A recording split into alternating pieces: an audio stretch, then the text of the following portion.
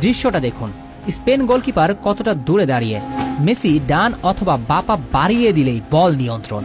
কিন্তু কি আশ্চর্য, মেসি বলের নাগাল নিতে পা বাড়িয়ে দিচ্ছেন না, বলের পিছনে শুধু দৌড়িয়ে যাচ্ছেন।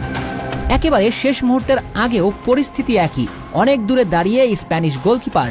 মেসি শুধু পাটা বাড়িয়ে দিলেই বল তার নিয়ন্ত্রণে। কিন্তু মেসি সেটা করেননি, যেন স্প্যানিশ গোলকিপার বের হয়ে বলের নিয়ন্ত্রণ যতক্ষণ পর্যন্ত না নেবেন ততক্ষণ পর্যন্ত মেসির কাজ শুধু দৌড়িয়ে যাওয়া। এবং শেষ মুহূর্তে স্প্যানিশ গোলকিপার শুট নিলেন। আশ্চর্য, তখনও মেসি বল নিয়ন্ত্রণ নেবার চেষ্টা করেননি, পাটা বাড়িয়ে দেননি। এমন ঘটনা মেসির ক্যারিয়ারে কি একটাও দেখাতে পারবেন? এরপরেও কি বলবেন না ফাইনালের আগে কিছু একটা ঘটেছিল, মেসিদের ম্যাচটা ছেড়ে দিতে বাধ্য করা হয়েছে? আপনার কাছে মনে হতে পারে এই প্রশ্নটাই অবান্তর। তাহলে বলুন তো, ক্রিস্টিয়ান রোমেরোর মতো হারার আগে হার না মানা মানুষ ফাইনালের আগে কেন কেঁদে ফেলবেন? কি ঘটলো ড্রেসিং রুমে? এর উত্তর কেউ কি দিতে পারবেন? প্রশ্নের উত্তর দিতে পারবেন 21 ফাউলের বিপরীতে কেন কোনো হলুদ কার্ড দেখলো না স্পেন?